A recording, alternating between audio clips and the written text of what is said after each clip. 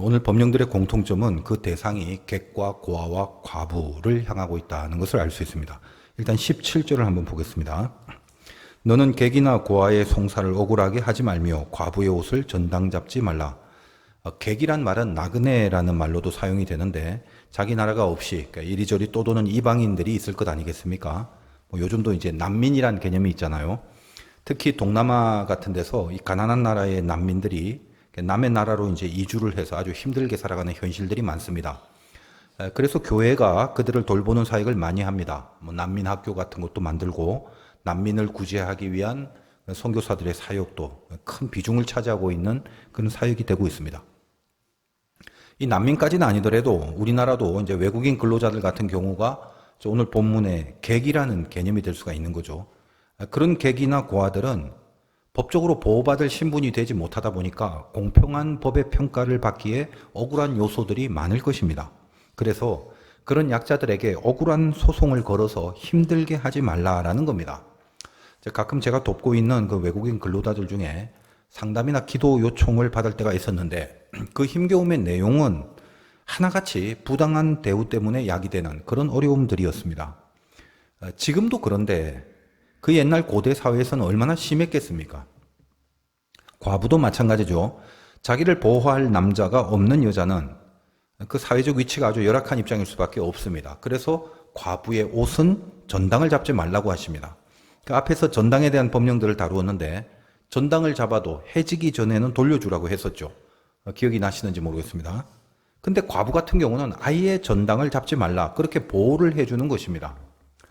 그리고 이제 오늘 이어지는 그 19절부터 세 가지, 19절에는 곡식에 대한 법령, 20절에는 감람나무에 대한 법령. 이 감람나무는 흔히 이제 올리브 나무라고 이해를 하시면 됩니다. 21절에는 포도원에 대한 법령. 이 세 가지 법령은 동일합니다. 자, 곡식, 감람나무, 포도. 이 세 가지는 대표적으로 이스라엘의 3대 작물입니다. 자, 곡식을 베고 가져와야 되는데 흘리게 된 것이 있다면 그냥 거기 내버려 두라. 여러분 룻기를 통해서 이 법령에 근거한 에피소드를 알고 계시죠? 감람나무도 그 열매를 얻기 위해서 이제 나무를 흔들어 떨어뜨리는데 아무리 흔들어도 안 떨어진 열매가 있을 것 아니겠습니까? 그럼 저거 안 떨어졌네 또 흔들어야지 그렇게 마저 떨어뜨리려고 하지 말고 그냥 그대로 내버려 두라는 겁니다. 자, 포도를 딸 때도 미처 따지 못한 것이 있으면 그냥 그대로 내버려 두라고 합니다. 왜 그런가? 객과 고아와 과부같이 그렇게 없는 자들, 약한 자들이 그걸 얻어서 먹고 살게 해주는 배려의 법령입니다. 자, 오늘 이제 본문에 보면 19절, 20절, 21절 모두 객과 고아와 과부를 위해서 그렇게 하라고 각 절마다 적시되어 있죠. 이렇게 사회적인 약자들을 위한 그 법령들을 살펴볼 때 우리는 이제 그냥 막연하게 역시 그 하나님이 참 그 좋은 법을 주셨네, 선한 법을 주셨네 이렇게만 여기게 됩니다.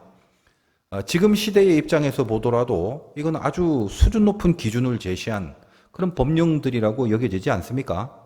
그런데 그 당시 시대를 고려한다면 이건 아주 그 독보적인 삶의 기준들이 제시되는 그런 법령을 가지고 있는 나라가 바로 이 이스라엘 뿐이었다는 사실입니다.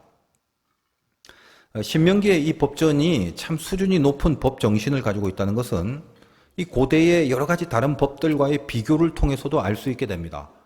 여러분 학교에서 배워서 얼핏 기억이 나실 수도 있겠습니다만 고대 법들 중에 역사적으로 가장 유명한 법전 함무라비 법전인데 인류 최초의 성문법이다라고 배워오셨지 않습니까? 이제 처음 들어보면 할 수 없고요. 근데 이제 그것 말고도 다른 또 법전이 발견되기도 했습니다. 하여간 대표적으로 우리가 익히 좀 알고 있는 들어본 적이 있는 함무라비 법전은 고대 바벨론의 법전입니다. 그러니까 함무라비라는 말은 그 당시 법전을 제정한 왕의 이름이고 바벨론, 즉 우리가 알고 있는 남유다를 멸망시킨 그 제국 말고요. 그 전에 옛날에 고대 바벨론이란 나라도 있었습니다. 그래서 유다를 멸망시킨 바벨론은 세계사에서 이렇게 신바벨론이라고 불리기도 하는데 고대 바벨론과의 차이를 두기 위해서 그렇게 불려지는 명칭이죠. 우리가 성경을 통해서 늘 등장하는 바벨론은 이 신바벨론의 개념입니다. 함무라비 법전은 신바벨론 법전이 아니라 아주 오래된 고대 바벨론의 법전이에요. 그래서 이것이 발견된 후에 하나님이 주신 하나님의 율법과 이 함무라비의 법전을 비교하는 그런 연구들이 많이 성행을 했고 그것이 주는 의미가 뭐냐면 세상에서 만든 세상법과 하나님이 인간에 준 법 사이의 차이점 자, 이런 것들에 대한 연구가 많았습니다. 그 유사성과 차이점을 비교한 또 논문들이 많이 나오기도 했습니다. 그러니까 여러분은 이제 어떻게 생각하십니까? 하나님이 주신 법, 우리가 지금 다루고 있죠. 또 인간들끼리 만든 법, 분명한 차이가 있지 않겠습니까? 인간이 만든 법은 인간들 사이에 공존을 위해서 만들어진 인간끼리의 사회적 약속입니다. 그래서 인간 위주로 어떤 수평적인 가치를 추구하는 정신이 세상법의 베이스라면 하나님이 주신 계명들은 하나님께로부터 오는 건지라 이렇게 수직적인 가치를 추구하는 정신이 깔려 있습니다. 제가 구체적으로 인간이 만든 인간끼리의 약속으로 주어진 법전과 하나님이 인간에게 내려주신 법령들이 어디가 다른지를 일일이 다 이 법조항의 신뢰를 들어서 설명해 드릴 수는 없지만 대표적으로 이렇게 한 가지만 우리가 앞에서 다루었던 그런 신명기 법전 중에 하나 정도를 한번 생각해 본다면 수평적이냐 수직적이냐라고 제가 말씀드린 그 개념을 좀 이해하셔야 하기 때문에 예를 들어 드리겠습니다. 이 법이라는 것은 삶을 토대로 지켜져야 될 것이죠. 삶의 현실이란 정황 가운데 이런 경우는 이렇게 해야 된다. 그러니까 삶을 토대로 지켜져야 될 것이기 때문에 하나님의 법이든 세상의 법이든 다 같이 그 법이 주어지는 정황 자체는 비슷할 수밖에 없겠죠. 그래서 예를 들면 노예에 대한 법을 예로 든다면 그 노예를 두고 살았던 시대와 정황 속에서 하나님의 법이 있을 것이고 세상의 법이 있었을 것 아니겠습니까? 고대에는 그런 경우가 많았는데 노예들이 도망을 많이 칩니다. 당시 노예는 그냥 재산 개념이에요. 그러니까 사람 인격이 아니라 그냥 사람이 아닌 문이답니다. 노예는. 이건 재산이기 때문에 이거를 잃어버리거나 노예가 도망가면 재산을 그냥 잃어버리는 거예요. 그런 개념이다 이 말이에요. 그리고 많이 도망을 갔어요. 그러면 함무라비 법전에서는 즉 세상법에서는 도망친 노예를 숨겨준 사람이 있으면 바로 사형에 처하라고 합니다. 자, 반면에 우리가 다루었다시피 신명기 앞에 23장 15절 16절 그 두 절 동일한 정황에 대한 법령입니다만 차원이 다릅니다. 다시 한번 그쪽을 보겠습니다. 신명기 23장 15절 종이 그의 주인을 피하여 내게로 도망하거든 너는 그의 주인에게 돌려주지 말고 그가 네 성읍 중에서 원하는 곳을 택하는 대로 너와 함께 네 가운데에 거주하게 하고 그를 압제하지 말지니라. 도망한 종을 압제하지 말고 오히려 같이 살게 해주라고 그렇게 하십니다. 이 세상의 법은 서로의 공존을 위해서 자멸하지 않게 하는 어떤 기준을 제시하는 거죠. 그래서 수평적이다라고 이야기를 하는 것입니다. 노예가 도망을 하면 그 주인이 재산상의 손해를 보는 건데 그걸 숨겨준다면 재산을 훔친 것과 동일한 것으로 보는 겁니다. 그런 식으로라면 이 세상의 사람들이 서로 자기 재산을 지키면서 공존할 수가 없게 된다는 겁니다. 수평이 깨지게 되는 거죠. 그렇죠. 뭐 극단적으로 말하면 아우 다 도망해도 괜찮다 그러면 질서가 다 깨지는 거거든요. 그래서 사형, 그 법을 만들므로 그런 손실이나 그로 인한 재산상의 약탈을 막자라는 취지로 누구에게나 공존이 가능하게 하는 정신이 깔려 있기 때문에 수평적이라고 하는 것입니다. 자, 그에 비해 하나님의 법은 도망한 종이라도 다시 주인에게 돌려보내지 말고 원하는 곳에서 살게 해주라고 합니다. 그러니까 원래 종의 이 주인의 입장에서는 재산에 손실이 온 겁니다. 그리고 이런 식이라면 모든 종들이 다 도망할 수 있을 것 아니겠습니까? 그러니까 세상 법리로 본다면 하나님의 법은 사실 전혀 효율적이거나 공존의 기준을 주는 것이 아닌 것입니다. 하나님이 개입이 되었기에 가능한 법, 하나님의 마음이 이렇게 위에서부터 내려 꽂힌 그 내용을 법으로 해버린 거. 그래서 이렇게 수직적이다라고 말씀을 드리는 겁니다. 손해를 감수하고서라도 하나님의 뜻을 따르는 것, 그것이 율법이고 계명입니다. 그런 의미에서 하나님이 주신 법은 이미 그 수준이 세상과는 완전히 다른 차원이더라라는 말입니다. 이 부분에 대한 조금 더 깊은 이해를 위해서 우리 누가복음 16장의 청지기 비유를 한번 생각해 보겠는데 제가 요한복음을 설교할 때 첨부하여 잠시 설명드린 기억이 납니다. 그 비유의 내용은 사실 성경에서 대표적인 난제인지라 그 부분에 대해서는 시중에 상당히 많은 분량의 설교와 해석들이 난무합니다. 누가복음을 혹시 설교할 기회가 있다면 이제 그 부분에 아주 상세한 설명을 해드려야 하겠지만 좀 이제 고민을 했는데 이 시간에 이제 그 부분에 대해서 설명을 전부 다 하려면 너무 길어집니다. 요한복음에서는 친구라는 개념을 설명하기 위해서 잠시 도용했던 본문입니다만 오늘은 뭐 때문에 그 본문을 도용해야 하냐 하면 세상의 법과 다른 하나님의 법에 대해서 그 법리를 설명하기 위해서 필요한 부분만 집중하도록 하겠습니다. 여러분 이제 설교를 특히 이제 제 설교는 이렇게 한참 좀 듣고 있다 보면 앞에서 했던 중요한 논지를 이렇게 잊어버리게 되는 경우가 간혹 생깁니다. 그러니까 지금 누가복음 비유를 제가 설명을 해드리겠는데 왜 설명해 드린다고 했나요? 잊지 마세요. 하나님의 법과 세상의 법이 다른 법리를 가진다는 내용을 이해하기 위함이다 라고 말씀드렸습니다. 그걸 염두에 두시고 이제 따라오시길 바랍니다.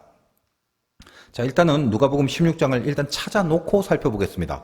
전부 다 읽지는 않습니다. 신약성경 122페이지쯤에 있습니다. 누가복음 16장 1절에서 2절의 시작 부분만 한번 살펴보겠습니다. 또한 제자들에게 이르시되 어떤 부자에게 청지기가 있는데 그가 주인의 소유를 낭비한다는 말이 그 주인에게 들린지라. 주인이 그를 불러 이르되 내가 내게 대하여 들은 이 말이 어찌 됨이냐. 네가 보던 일을 셈하라. 청지기 직무를 계속하지 못하리라 하니. 자, 이 비유의 대강의 내용이 무엇입니까? 우리 화두계 성도님들은 거의 다 아시리라 믿고, 부자가 자기 재산을 관리하는 청지기를 두고 이제 멀리 갔는데 믿고 간 거죠. 근데 소문이 안 좋게 들리는 거예요. 이 청지기가 이 주인의 재산을 낭비한다. 그 말을 듣고 이제 가서 잘라버려야겠다라고 합니다. 청지기 입장에서 이제 미래가 걱정이죠. 그래서 생각을 하다가 주인에게 빚진 자들을 불러서 그 빚을 다 깎아줍니다. 너 100만 원이야? 50만 원이라고 써. 이런 식으로. 그런데 이제 주인이 오히려 칭찬을 해주는 그런 부분이 있습니다. 이렇게 주인의 빚을 다 깎아주고 나서 그 점에 대해서 성경이 어떻게 말하느냐. 누가복음 16장 8절에서 9절 보면 주인이 이 옳지 않은 청지기가 일을 지혜 있게 하였으므로 칭찬하였으니 이 세대의 아들들이 자기 시대에 있어서는 빛의 아들들보다 더 지혜로움이니라. 내가 너희에게 말하노니 불의의 재물로 친구를 사기라. 그리하면 그 재물이 없어질 때에 그들이 너를 영주할 처소로 영접하리라. 자, 이 내용이 난제가 되는 이유가 크게 두 가지거든요. 첫째는 청지기가 지금 불의한데, 그죠? 주인의 재산인데 지 것처럼 마구 깎아주고, 그러니까 주인의 입장에서 봤을 때는 손해이며 절대로 주인의 입장에서는 의로운 게 아니죠. 쥐가 알아서 빚을 다 깎아주는 게. 그런데도 불구하고 뭐냐? 칭찬합니다. 이게 난제죠. 그 다음에 두 번째, 불의한 재물로 친구를 삼으라 했으니까 친구 사귀는 거야 뭐 사회성 좋고 인간관계 좋고 그건 나쁜 게 아닌데 불의한 것을 통해서까지 친구를 사귀어야 되는가? 크게는 이 두 가지 쟁점이 문제가 되는 내용입니다. 물론 이제 그 외에도 이 비유가 꽤 긴데 이 구절마다 이 비유에 대해서 고민해야 될 내용들이 아주 많습니다. 납득이 안 되는 그런 흐름도 있고 그렇습니다. 이해와 납득이 잘 안 되는 많은 내용들로 이루어진 비유입니다만 제가 그걸 뭐 일일이 다 처음부터 끝까지 설명을 해드릴 수는 없습니다. 참 깊은 내용이긴 합니다만 기회가 있겠죠. 그런데 오늘 이제 우리가 알아야 될 것은 이 비유의 제일 마지막이 어떤 내용으로 끝나는가 하면 너희는 하나님과 재물을 겸하여 섬길 수 없느니라. 그렇게 끝납니다. 16장 13절 마지막 절 봅니다. 마지막 절은 아니지만 그 단락의 마지막 부분이죠. 집 하인이 두 주인을 섬길 수 없나니 혹 이를 미워하고 저를 사랑하거나 혹 이를 중히 여기고 저를 경히 여길 것임이니라. 너희는 하나님과 재물을 겸하여 섬길 수 없느니라. 자, 그러니까 이 불의한 청지기의 비유의 내용이 뭐라 한들 이 비유를 통해서 주님이 궁극으로 하시고자 하는 메시지는 이미 나온 겁니다. 그러니까 이 비유의 내용이 이해가 되냐 납득이 되냐 그건 이제 두 번째 문제고 잘 모르겠다 할지라도 주제는 명확하다는 거예요. 두 주인을 섬길 수 없다는 것이고 하나님과 재물을 겸하여 섬길 수 없다는 것입니다. 이게 주제입니다. 일단 그렇게 받아들이시고 이 주제만 붙잡으셔도 이 비유는 사실 앞에 내용은 물론 중요하겠지만 이 내용이 말하는 결론은 이미 우리가 알고 들어가는 건 아니겠습니까? 두 주인 섬길 수 없다. 그러니까 하나님과 재물을 같이 섬길 수 없다. 그건데 쉽게 생각하면 우리가 익히 잘 알고 있는 아주 그 식상한 진리라고 여길 수도 있을 것입니다. 그러니까 뭐 돈을 추구하다가 신앙 까먹고 하나님 버리고 그렇게 살지 마라. 신자는 그렇게 살면 안 되는 것이다. 그거죠. 이제 그런데 그 정도의 교훈만 주려는 것은 아닙니다. 이 비유는. 이 비유 다음에 연결되는 성경의 기록이 뭐라고 되어 있냐면 바리새인들은 돈을 좋아하는 자들이라 이 모든 것을 듣고 비웃거늘 이렇게 기록이 되어 있습니다. 여러분 16장 14절을 보겠습니다. 13절에서 결론 내놓고 14절에 바리새인들은 돈을 좋아하는 자들이라 이 모든 것을 듣고 비웃거늘. 그렇다면 지금 핵심이 뭐냐? 지금 주님의 이 불의한 청지기 비유를 말한 궁극의 의도는 바리새인들을 지적하려는 것입니다. 바리새인들의 어떤 점을 지적하는 것인가? 이제부터 이제 집중을 잘 하시고 들으셔야 됩니다. 이렇게 잠시 딴 생각하시면 끝납니다, 그냥. 자, 여러분들이 늘 들었던 지금 이 비유가 바리새인의 무엇을 지적하려고 하느냐? 여러분, 바리새인에 들어서는 뭐 이렇게 얼마나 많은 걸 들었습니까? 주님이 늘 지적하고 그렇게 살지 말라 이렇게 꾸짖었던 그 바리새인들, 그 바리새인의 색깔을 한마디로 말한다면 뭐죠? 여러분 머리에 문득 하고 떠오르는 거, 바리새인 이꼴 율법입니다. 율법주의자들이란 말입니다. 뭐 그건 이미 다 아실 거예요. 그러면 율법주의자가 뭐가 나쁜가? 율법을 지키는 거, 그게 뭐가 나쁜가? 그건 나쁜 게 아니죠. 아유, 나는 주일 성수도 제대로 못하고 11조도 내지 못하는 믿음 없는 사람인데, 아니 바리새인들은 그런 것을 칼같이 잘 지키는 자들인데 적어도 나보단 낫지 않냐? 그렇게 철저히 율법을 잘 지키는 자들이 왜 나쁜가? 그런 근본적인 질문과 생각을 할 수도 있을 것입니다. 자, 율법은 행위로 드러납니다. 법은 행위 규범입니다. 그러니까 행위만 지키면 됩니다. 행위로 판단합니다. 그것이 세상법입니다. 이미 말씀을 드렸죠. 살인하지 마라? 그 행위, 즉 살인하는 행위를 안 하면 됩니다. 자, 그러나 하나님의 법은 그렇지 않습니다. 형제에게 바보라고 해도 살인이랍니다. 무슨 말이냐면 안에서 죽이고 싶다는 마음을 품어도 살인죄라는 것입니다. 그래서 이제 제가 만들어낸 용어인데, 세상법은 행위규범이라고 하지만 하나님의 법은 동기규범이다라고 그렇게 제가 한번 명칭을 삼아봤습니다. 나는 주일 예배를 안 빠지고 다 지켜. 그리고 헌금도 안 빠지고 드려. 그거 훌륭하죠. 바리새인들이 늘 그걸 내세웁니다. 그러나 그런 것들은 적어도 신자들의 마지막 보루와도 같은 믿음의 가장 기초적인 기준입니다. 그런데 그렇게 평생을, 예를 들면 주일 예배 자리에 안 빠지는 것으로, 헌금을 내드리는 것으로 나는 할 일 다 했고 신앙을 지켰다라고 말할 수는 없는 것입니다. 여러분이 지금 이 말을 얼마나 많이 들으셨고 또 얼마나 이게 식상합니까? 그런데 이렇게 식상한 내용들 다 알면서도 그걸 벗어나지 못한다는 것이 문제죠.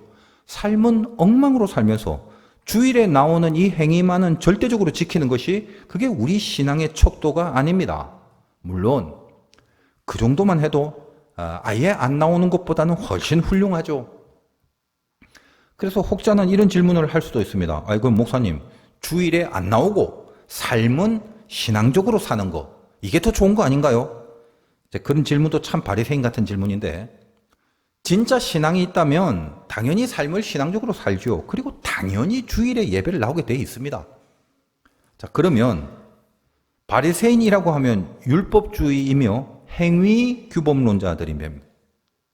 그런데 그 바리새인들이, 율법주의자이자 행위 규범론자들이 14절에 뭐라고 표현하냐면 돈을 좋아한다고 기록되어 있습니다. 자, 근데 뭐 돈을 바리새인만 좋아하나요? 여러분 돈 싫어요? 돈 싫어하는 사람이 있어요? 그리고 돈을 좋아하는 게 죄인가요? 돈이 있으면 하고 싶은 것을 할 수 있는데 그걸 싫어할 이유가 있나요? 만약에 있다면 한 가지 때문이어야 됩니다. 돈 때문에 하나님을 버릴 일들이 있는데 결국은 돈이 더 좋아서 하나님을 버리게 되더라. 그런 차원이라면 돈을 좋아하는 게 죄가 되는 것입니다. 그러나 일상적인 개념 차원에서 돈 그 자체는 싫어할 이유는 없습니다. 주님이 지적하는 바가 뭐냐? 이제 여기서부터는 더 진짜 잘 들으셔야 돼요. 바리새인은 율법주의자들인데 그게 제일 큰 문제였는데, 그 바리새인이 돈을 좋아한다고 표현을 했다면 결국은 돈은 율법주의와 같은 맥락에서 이해되는 어떤 내용이 있다라는 것입니다. 어렵죠. 제가 이제 어려운 내용도 쉽게 설명해 주는 달란트가 있습니다. 돈이 율법주의와 같은 맥락이라는 것을 이제 잘 이해를 시켜드리겠습니다. 율법이 나쁘다고 하는 경우가 있고 또 돈이 나쁘다고 하는 경우가 있는 겁니다. 거꾸로 율법이 좋은 경우도 있고 돈이 좋은 경우도 있는 겁니다. 그렇죠. 자, 율법부터 한번 생각해보고 돈으로 넘어가겠습니다. 율법이 그 자체로 나쁜 건 없습니다. 도둑질 하지 마라. 그게 율법이죠. 도둑질 하라. 이런 율법은 없습니다. 그러니까 율법은 그 자체로 좋은 겁니다.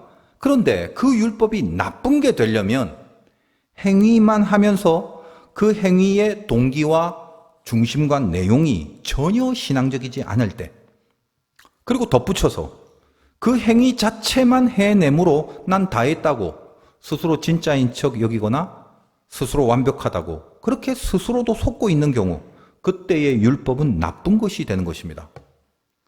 우리 신앙 안에서 생각을 해야 된다는 것입니다.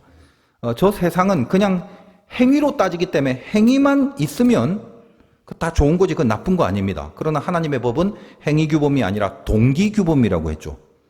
동기가 없는 행위 자체는 그 사람의 변화를 판단할 수 있는 기준이 안 됩니다. 그것이 신앙의 세계입니다. 여러분, 인간은 얼마든지 웃으면서 사람을 죽일 수 있는 존재예요. 속이 전혀 아닌데 겉으로 속과는 다른 행위를 얼마든지 할 수 있는 존재라는 말입니다. 그럼 그걸 뭐라고 하냐면 변화되지 않았다라고 하는 것입니다. 신앙이라는 것은 변화를 말합니다. 구원받았다는 것은 변화되었다는 것입니다. 구원받았는데 변화가 없다. 그거 구원 아닙니다. 그런데 이 변화라면, 그렇게 중요한 변화는 결국 동기에 있는 거지 행위에 있는 게 아니다 이 말이에요.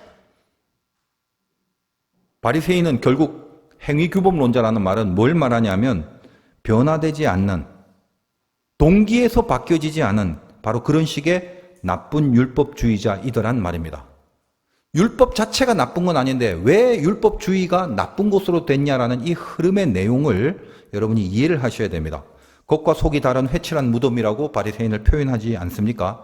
그러나 여기서 우리가 오해하지 말 것은 그렇게 겉과 속이 다른 이중인격자라서 양심과 윤리적인 차원에서 이 사람은 나쁜 사람, 바리새인들은 나쁜 사람, 이런 것보다는 그 전의 문제예요. 그들은 율법을 행위로만 지키는 것으로 모든 의무를 다했다라고 여겨버리는 근본적인 우를 범하고 있는 자들입니다. 여러분, 우리가 살면서도 겉과 속이 다른 걸 보고 지적하잖아요. 아, 저거 안 좋아. 불의해. 못됐어. 겉과 속이 달라. 이런 거는 어떤 양심과 어떤 윤리적인 차원에서 지적을 하고 비난을 하는 것인데, 더 중요한 건 뭐냐 하면 율법주의의 더 근본적인 잘못이 뭐냐, 겉과 속이 달라도 겉만 괜찮으면 합격이라고 생각해버리는 그 잘못된 율법주의적 사고방식이 저 바리새인들 속에 만연해 있는 거, 그런 걸 율법주의라고 하는데 바로 그 점이 근본적인 잘못이라는 것입니다. 이제 돈을 한번 생각해 보겠습니다. 돈도 마찬가지거든요. 그냥 돈이 많아서 사고 싶은 거 많이 사고 먹고 싶은 거 많이 먹고 그런 건 나쁜 거 아닙니다. 살은 찌겠지만 살찌는 게 나쁜 건 아니잖아. 그런데 자, 율법은 그 자체는 좋은 건데 율법주의가 나쁜 거라고 말씀드린 것처럼 돈은 그 자체는 좋은 건데 그럼 어떤 점에서 돈이 나쁜 것이라고 이해를 해야 하는가? 이제 여기가 포인트가 됩니다. 아까 언급해드린 것처럼 하나님보다 돈이 더 좋은 경우, 돈 때문에 하나님을 버리거나 하나님이 하라고 하시는 것을 돈 때문에 안 하거나, 그런 점이 돈을 나쁘다고 하는 기준이 되는 거였죠. 그런데 조금 더 본질적인 부분을 한번 생각해 보겠습니다. 자, 돈을 쓰는 거, 그건 좋은데 자기가 원하는 것을 돈으로 산다면 그 돈을 쓴다는 개념이 결국은 자기에게 소유가 생긴다는 뜻이 되는 거죠. 말은 돈을 쓰지만 써서 버리는 게 아니라 뭘 산다면 다시 그것이 내 소유가 된다는 거예요. 돈은 결국 소유의 개념이 됩니다. 그런데 내가 원하는 걸 사는 게 아니라 만약에 이 돈을 다른 사람을 위해 쓴다면, 다시 말하여 흘려보낸다면 그건 소유가 아니라 유출이 되는 거죠. 여러분, 헌금 내는 것도 마찬가지예요. 11조를 내면은 하나님이 그 11조 금액보다 수십 배 더 많은 돈을 벌게 해준다는 그런 비성경적인 진리를 가르치는 바람에 이 기독교의 그 귀한 헌금의 가치가 완전히 지금 이상한 기복신앙으로 평가절하가 된 것 아닙니까? 그 말라기에 있는 말씀의 진의를 모르는 거죠. 여러분이 헌금을 내서 하나님이 그걸 보고 더 많은 돈을 준다, 이런 논리라면 그때 그 헌금은 헌금이라고 안 하고 투자라고 하는 겁니다. 제가 여러 번 말씀드렸죠. 투자는 뭐예요? 소유의 개념입니다. 그걸 통해서 더 얻겠다는 거죠. 헌금은 뭐예요? 내가 하나님께 드리는 겁니다. 그리고 그걸 하나님이 받으시고 동시에 그 헌금이 세상의 구제와 선교를 위해서 쓰여지는 겁니다. 그걸 유출이라고 합니다. 다음 주가 이제 추수감사절인데 늘 절기헌금 드릴 때마다 제가 드리는 말씀이죠. 여러분이 일주일 동안 준비를 하셔야 된다고 그래요. 마음의 준비를 하시고 마음으로 드린 헌금이어야 됩니다. 뻔한 말 같지만 왜 그렇게 뻔한 걸 잘 안 하시는지 모르겠어요. 그게 절기헌금의 의미잖아요. 여러분 추수감사절은 1년 동안을 감사하는 겁니다. 주님, 이 한 해도 힘든 일이 많았습니다. 그러나 모든 마지막 열매는 하나님이 주시는 것임을 믿고 여기까지 한 해를 관리해 주시고 함께 해 주셔서 감사합니다. 그런 감사의 마음이 안에서 분명히 고백된 다음에 그 고백을 헌금에 담아 드리는 거다 이 말이에요. 모든 절기의 헌금, 특별의 헌금 이런 것들은 그 시기와 때의 의미를 마음으로 고백한 내용이어야 한다는 것입니다. 예를 들면 성탄 헌금, 주님이 이 땅에 내 죄를 대속하러 오신 그것이 감사하여 고백된 마음이 담겨진 헌금이죠. 맥주 헌금 같은 것은 처음 것을 하나님께 드린다. 내 모든 그 첫 시작을 하나님이 해 주셨다라고 고백하는 그 내용으로 드려야 하는 거죠. 그런 식으로. 자, 그렇다면 헌금이라는 건 결국 내 거를 드림으로 내 소유가 사라지는 겁니다. 소유가 아니라 소멸입니다. 내 소유를 없애고 그것이 하나님께 드려짐으로 다시 세상으로 흘려보내지는 그 거룩한 유출을 이루는 것이 헌금입니다. 자, 그렇다면 잘 생각해 보시기 바랍니다. 돈이 나쁜 경우가 언제인가? 성경이 말하는 것은 돈을 소유로만 여길 때 그것이 악한 거다라고 하는 것입니다. 유출의 마음이 없을 때, 흘려서 보내는 마음이 없고 오로지 가지려고만 할 때 돈은 악한 것이 된다는 말입니다. 자, 다시 말씀드리면 율법과 돈은 그 자체는 나쁜 게 아닙니다. 그러나 율법이 행위로만 있을 때, 그리고 돈이 소유로만 있을 때 그때는 악한 것이 된다는 말입니다. 이제는 바로 더 깊이 들어갑니다. 잘 따라오세요. 그럼 소유가 뭐냐? 내 거, 그게 소유죠. 그러면 내 거가 있다면 네 거도 있게 됩니다. 내 거가 있는 순간 네 거가 생기게 되고 그것은 분명하게 나누어지게 됩니다. 그게 소유의 개념이죠. 내 거와 네 거가 분명하게 나눠져 버리는 것. 재물이 소유가 된다는 것은 내 거 그리고 네 거, 그것이 나누어져서 서로 뭔가 흘려보내는 유출되는 일이 결코 없는 것을 말합니다. 유출이라는 건 결국 남도 가지게 되는 건데 내 거, 네 거만 있는 게 아니라 내 거가 네 거가 되는 거, 그것이 유출이다 이 말이에요. 이 유출이 없는 재물을 성경은 불의한 재물이다라고 하는 것입니다. 잘 조합을 하셔야 돼요. 바리새인이 돈을 좋아한다고 표현했죠. 바리새인이 돈을 좋아한다는 표현은 돈 자체의 가치가 아니라 그들이 불의한 재물을 좋아한다는 뜻입니다. 유출이 없다는 말입니다. 이게 핵심입니다. 다시 말하여 바리새인이 돈을 어떻게 생각하느냐의 문제가 아니라 그 근본적인 소유냐 유출이냐의 문제, 돈에 국한된 내용이 아니다 이 말이에요. 바리새인에겐 유출이 없다 이 말이에요. 그 유출이 없다는 게 돈에 대한 내용뿐만 아니라 율법이 딱 그런 거다 이 말이에요. 바리새인이 율법주의라고 그랬죠. 왜요? 하지 마. 그렇게 행위만 있는 겁니다. 했냐? 그러면 그거 한 거야. 안 했냐? 그러면 안 한 거야. 주일 성수했냐? 그러면 다 된 거야. 헌금 내드렸냐? 그러면 다 한 거다. 안식일에 일 안 했냐? 그러면 잘한 거다. 일 했냐? 그러면 잘못한 거다. 하고 싶어서 해야 하는데 동기하고는 상관없이 그냥 하기만 하면 다 된 거라고 여깁니다. 그렇게 딱딱 갈라서 내 바운더리 안에 내가 해야 될 행위, 그것만 있는 개념이 바리새인적으로는 율법주의자가 되는 것이고 돈으로 말하면 유출이 없는 불의한 재물이 되는 것입니다. 예수님이 안식일에 병자 고치시죠. 그건 뭐죠? 소유가 아니라 유출이죠. 은혜를 흘려보내는 겁니다. 바리새인은 안식일에 병자를 보고도 그냥 지나갑니다. 소유죠. 내 거, 네 거 그렇게 나누어 버립니다. 유출이 없습니다. 제사장 레위인들이 강도 만난 자를 보고 그냥 가버립니다.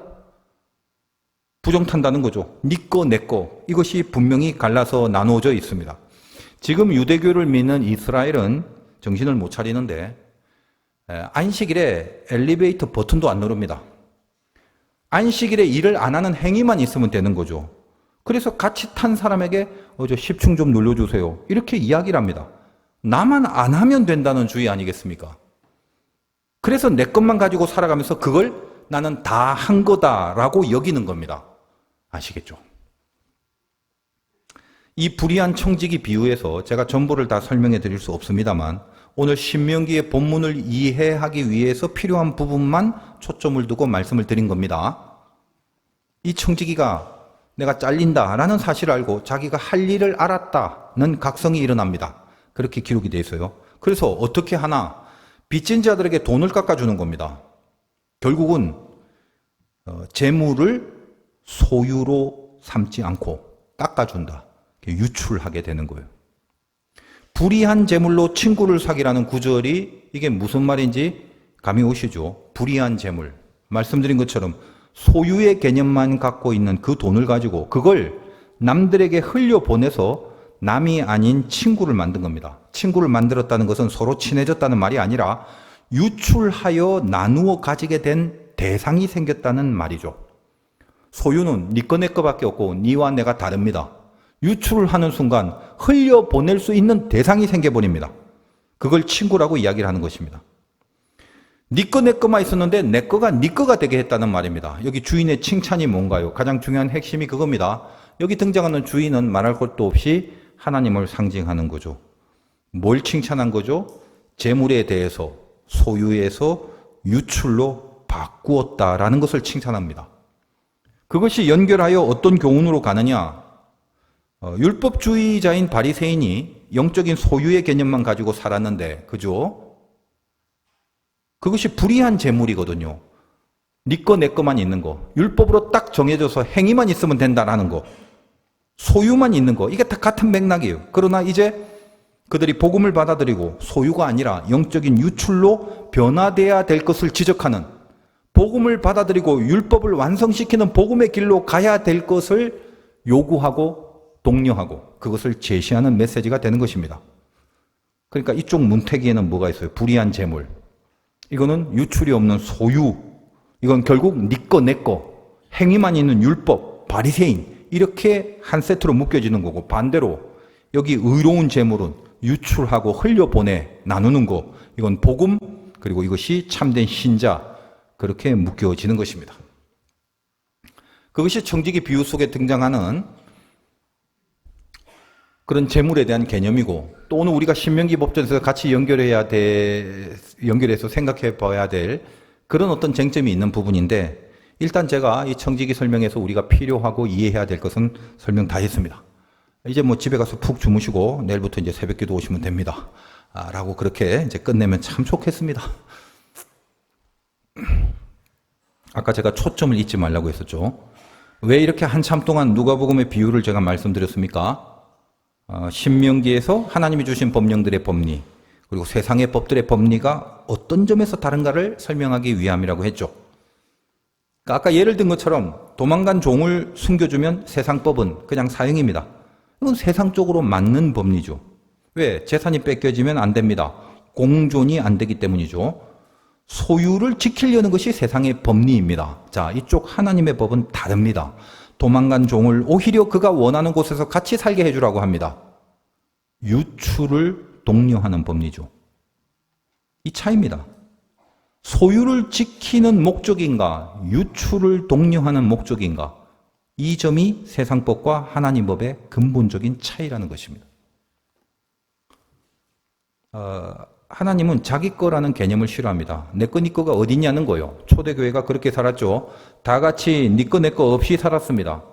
자, 혹자들은 그런 초대교회를 공산주의라고 말하기도 합니다. 공산주의는 내 거, 네 거가 아니라 우리 거라는 개념이죠. 근데 기독교는 공산주의가 아닙니다. 우리는 우리 거가 아니라 하나님의 거죠. 그래서 내 거, 네 거가 없는 정신입니다. 이게 얼마나 큰 차이인지 아셔야 돼요. 공산주의는 우리 거라서 내 거, 네 거가 없는 거고, 기독교 신앙은 하나님 거라서 내 거, 네 거가 없는 겁니다. 그래서 공산주의는 그 우리에게 피해를 입히게 하면 바로 인민재판, 아오지 탄광 이렇게 되는 거죠. 그러나 기독교는 하나님의 것이기 때문에 오히려 내가 손해나 피해를 보고도 남에게 그걸 흘려보냅니다. 그 정신이 법령으로 주어진 것, 그 하나님의 법이 오늘 우리에게 성경에서 제시된 객과 고아와 과부를 향하여 흘려보내주라는 계명이 되는 것입니다. 오늘 이렇게 그 수준 높은 요구를 하시는 하나님이 자, 그런 정도의 행위를 지키라고 명하실 때 이렇게 해야 돼, 흘려보내야 돼, 유출시켜야 돼. 그걸 명하실 때 단지 그 행위 자체가 있어야 된다. 반드시 그렇게만 해야 된다라고만 말씀하시지 않습니다. 이렇게 행하라라고 하는 그 명령 앞에 그럴 수 있는 동기를 부여해 주고 있습니다. 다시 우리 신명기로 돌아가 봅시다. 신명기 24장 18절. 17절에 법령을 지키라 해놓고 18절에 이렇게 되죠. 너는 애굽에서 종되었던 일과 네 하나님 여호와께서 너를 거기서 속량하신 것을 기억하라. 이러므로 내가 너에게 이 일을 행하라 명한다. 내가 너 이거 행해, 이거 지켜. 근데 그냥 막무가내로 지키는 게 아니라 이러므로 이걸 지키라 이거예요. 그렇다면 지키라고 명하는 동기가 뭐냐 이겁니다. 뭘 근거로 그렇게 해라고 행하라고 하는가? 그 행함의 동기가 무엇이어야 하는가? 오늘 읽은 것처럼 애굽에 종되었던 너희를 거기서 구원해 주신 그 하나님을 기억하는 동기로 행하라는 것입니다. 우리가 갖고 있는 계명이 행위 규범과 다른 이유가 여기에 있습니다. 하나 더 22절도 마찬가지죠. 앞에 있는 곡식과 감람나무와 포도에 대한 얘기를 하면서 그렇게 행하라라고 할 때 이러므로 행하라 합니다. 앞에 뭐 때문에 어떤 동기로? 거기도 마찬가지죠. 22절. 너는 애굽 땅에서 종되었던 것을 기억하라. 이러므로 내가 너에게 이 일을 행하라 명령한다. 오늘 말씀 제목이 어떤 동기로 인하여 진 행위인가입니다. 여러분, 하나님은 중심을 보신다는 말을 얼마나 많이 들으셨습니까? 그 중심이 뭐죠? 외모로 취하지 않고 중심을 보신다. 외모가 행위라면 중심은 동기를 말합니다. 세상의 법이라는 건 종이 도망가면 재산의 손해가 되니까 그 도망간 것을 도모한 자를 사형에 처합니다. 우린 다르죠. 일단 나를 보라는 거예요. 하나님의 법령이. 일단 나를 보게 됩니다. 그랬더니 뭐요? 내가 종이었네. 저 도망간 종에 대해서 어떻게 할까를 생각하기 전에 내가 누군가, 내가 애굽에서 노예로 살았던 종이었네. 그런데 하나님이 나를 구하셔서 지금 이렇게 살고 있는데 그렇다면 이런 나에게 하나님이 무엇을 바라실까?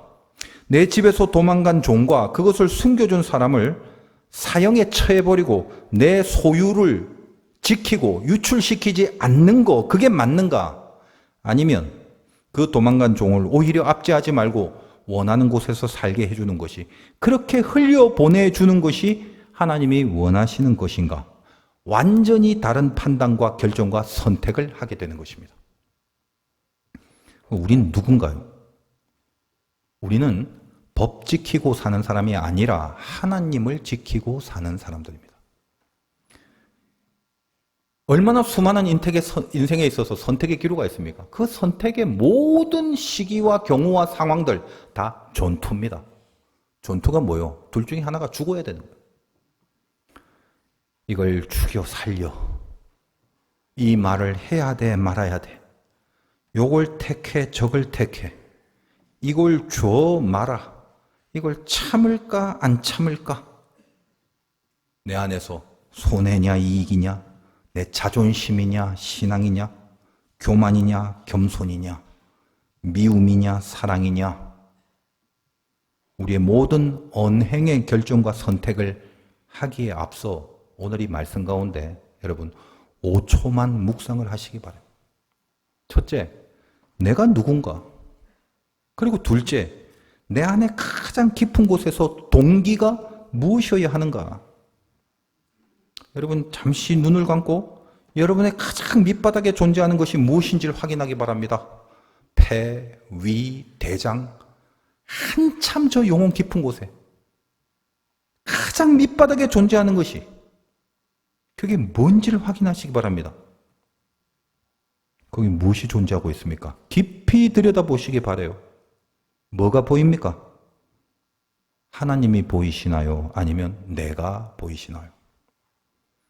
동기가 하나님이 되는 자, 그 사람을 신자라고 하는 겁니다. 강한 동기는 한계를 넘습니다. 하나님은 가장 강하십니다. 승리하시기를 주님의 이름으로 축원드립니다.